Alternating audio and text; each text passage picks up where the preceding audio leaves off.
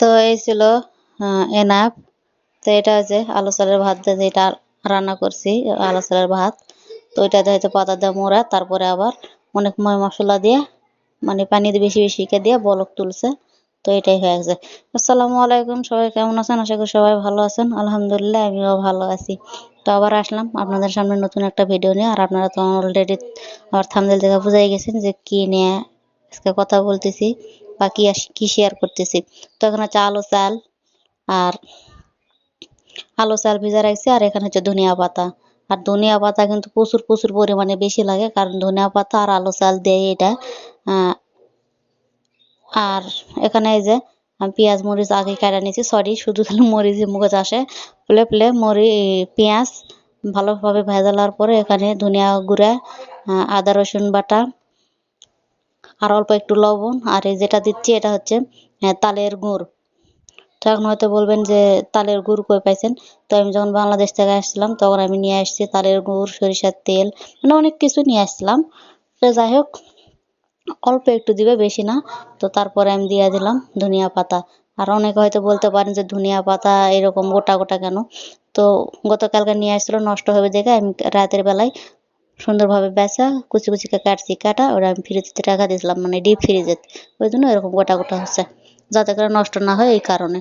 তো যাই হোক, এটা আমার এখন ভেঙে দেওয়া হচ্ছে। এখন আমি এখানে আলু চাল দেবো, আলু চাল দিয়ে সুন্দরভাবে নাড়িয়ে নেবো। আর আপনারা যখন ভাইবেন এটা পোলাও বা বিরিয়ানি বা ভাত সাদা এরকম কিছুই না। তো সাদা বিরিয়ানির মতোই, কিন্তু চাল ফুটবে না, একদম চাল চালই থাকবে, শুধু অল্প একটু আঁচ দিয়ে নামাবো। কারণ ওই যে পাতাত করে যখন দমড়াবে তখন কিন্তু এটা কিন্তু অলরেডি আবারও একবার সিদ্ধ হবে। আর এমনভাবে বানানোর টেকনিক, যদিও এখন আমি পারি, তো আমি আর আমার ম্যাডাম একসাথে বানাবো। যাই হোক, আপনারা ওটা দেখেন নিনি। তো আগে রান্না বান্না করি, তারপরে আপনাদের সাথে শেয়ার করি। তো এখানে যা যা মশলা দরকার আমি সব কিছু দিছি। তো এখন এটা সুন্দরভাবে লাড়ে চাড়ে মিক্স করা লাগবে। মিক্স যদি না করেন তাহলে কিন্তু একদমই ভালো লাগবে না। আর এটা হয়তো দেখতে এখন সাদা লাগতেছে, কিন্তু কিছু পর খাবারের রং দেবো না। খাবারের রং দিলে কিন্তু কালারটা কিন্তু দারুণ আসবে না। তো তাতে করে কি হয়, খাবারের রং দিলে কালারটা সুন্দর আসে, অন্য কিছুই না। তো আশা করছি আপনারা আমার ভিডিও দেখবেন। আর ভিডিও দেখার আগে অবশ্যই লাইক করে আমার ভিডিওটা পুরোটা দেখবেন, তাহলেই বুঝতে পারবেন। তো যাই হোক, এখানে আমি হলুদ টলুদ দিয়ে সব কিছু, সরি হলুদ না, খাবারের রং দিয়ে লাড়াচাড়া করেছি, এতে হয়ে গেছে। আর আপনারা কিন্তু দেখতে পাচ্ছেন যে চাল চাল। আর এখানে হচ্ছে আমি আর আমার ম্যাডাম অনেকক্ষণ বানাইছি, তো অনেক সময় লাগে এগুলো বানাতে। ওখানে আমার ম্যাডাম বানাচ্ছে, আর এগুলো হচ্ছে আমি সুন্দরভাবে বিছিয়ে নিয়ে দেখাচ্ছি, কারণ এটা হচ্ছে আঙুর ফলের পাতা।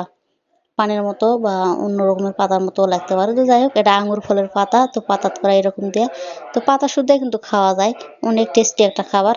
আর এতটাই টক। তো এই যে এখানে সিদ্ধ করেছে, আমি আবার ভাবলাম যে অল্প একটু দেখাই, তাছাড়া হয়তো আপনারা বুঝবেন না। আর এখানে একটা তুলে নিয়ে আমি দেখাই, মানে আমি খাই, তাহলে বুঝবেন যে কেমন। মানে আমার ম্যাডামে ফোন দেওয়া বলছে, ম্যাডাম বাইরে গেছে, আমার ম্যাডাম ফোন দেওয়া বলতেছে একটা তুলা খায়া দেখ, যদি হয়ে থাকে তে রাখা দে, মানে ঢাকা থু, আমি পরে আসা প্যাকেট করবো। তো যাই হোক, ও তো একাই প্যাকেট করবেন না, আমাকেও প্যাকেট করা লাগবে নি। তো একটা খেয়ে দেখলাম অনেক ভালো হয়েছে। আর এখানে আমি অল্প একটু কি করছিলাম, যখন যে ভাত মানে চাল যখন আমি রান্না করি তখন কিন্তু অল্প একটু শুকনো মরিচের গুঁড়া দিছিলাম। তো এই জন্য আরও মনে হয় বেশি ভালো লাগছে।